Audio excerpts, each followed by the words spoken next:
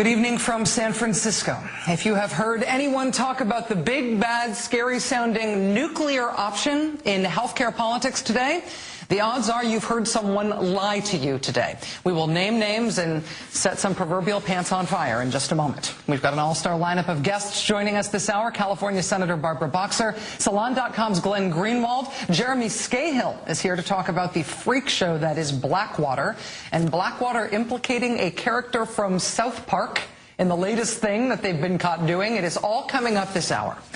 But we begin tonight with an effort to clear up a big, fat, embarrassing political lie. Democrats have already decided on this so-called nuclear option or reconciliation process. This would be the nuclear option, and I think it would be a terrible mistake. Reconciliation, that sounds real nice and gives me a warm, fuzzy feeling. It's the nuclear option. No, it's not, actually. It's not the nuclear option. This is the last-ditch, last-day, last-try effort to stop health reform by lying about it, one day before the healthcare summit in Washington. It is reported that the Speaker has already said that she has the process for reconciliation figured out. It was never designed for a large, comprehensive piece of legislation such as health care. As you all know, it's a budget exercise, and that's why some refer to it as the nuclear option. Actually, no, that's wrong. No one calls it a nuclear option except you guys. And you know you're lying when you do that. On the eve of the health summit, Republicans are trying to get away with saying that Democrats passing health reform through budget reconciliation rules, where you only need 51 votes to pass something in the Senate instead of 60, Republicans are trying to get away with saying that would be the nuclear option. Sounds awful, right? It's nuclear. Except that it isn't the nuclear option, and Republicans know that. The nuclear option and reconciliation are two totally different things, which Republicans are intimately aware of. And we know that because the nuclear option was the Republicans' own threat 5 years ago. Not to pass something through reconciliation, but to do away with the filibuster altogether, to prevent Democrats from filibustering President Bush's judicial nominees. Senate Republican leader Bill Frist says he will soon trigger what's known as the nuclear option, a vote to change Senate rules to ban filibusters on judicial nominees. Oh yeah, that's what the nuclear option is. The nuclear option is changing the Senate rules to eliminate the filibuster, to get rid of the ability to require a 60-vote supermajority in the Senate. What Democrats are talking about is something totally different. Passing health reform through reconciliation. Passing health reform with 51 votes instead of 60. Not the nuclear option. And Republicans know it.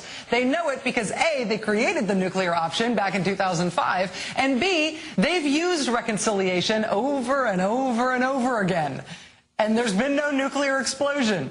They've defended its use. They've never described it as nuclear before Democrats decided that they were going to do it.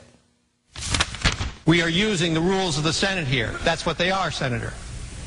Reconciliation is a rule of the Senate. All this rule of the Senate does is allow a majority of the Senate to take a position and pass a piece of legislation. Support that position. Now, is there something wrong with majority rules? I don't think so. Is there something wrong with majority rules? I don't think so, unless Democrats ever want to use them. And then we won't call it reconciliation anymore. We'll call it using the rules of the Senate. Then we'll call it nuclear. Republican Senator Orrin Hatch calling it, quote, the highly partisan nuclear option of reconciliation. Republican Senator John Cornyn tweeting today about, quote, reconciliation, the 51-vote nuclear option. What's going on here is a deliberate attempt on the part of Republicans to define nuclear down, to conflate these two totally separate things, to demonize the way that Democrats have to pass health reform right now by calling it the nuclear option, even though the nuclear option is a real thing in the Senate, and this isn't that, has nothing to do with that. Perhaps the reason that Republicans are so unwilling to call this what it is, reconciliation, is because they have a really long record of using reconciliation. My Republican friends are lamenting reconciliation. But I would recommend for them to go back and look at history. Realistically, they should stop crying about reconciliation as if it's never been done before. It's done almost every Congress, and they're the ones that used it more than anyone else. Republicans have indeed used reconciliation repeatedly to pass their own agenda items. They used reconciliation to pass not one, but two giant tax cuts during the Bush administration. You want to say reconciliation is never used to change the health care system, Senator Kyle? It was never designed for a large, comprehensive piece of legislation such as health care, as you all know. Actually, that's completely, utterly, 100% knowingly wrong. That is not true at all, Senator Kyle, and you know it's not true. Reconciliation is how the healthcare system has been essentially formed in this country over and over and over again.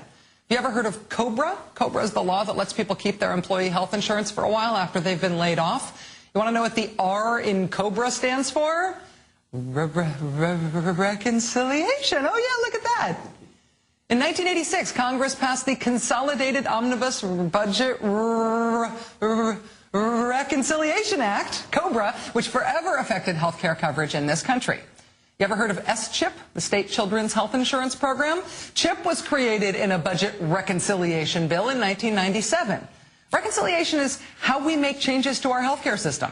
As NPR pointed out today, quote, over the past 3 decades, the number of major health financing measures that were not passed via budget reconciliation can be counted on one hand. This is how health reform is done in this country.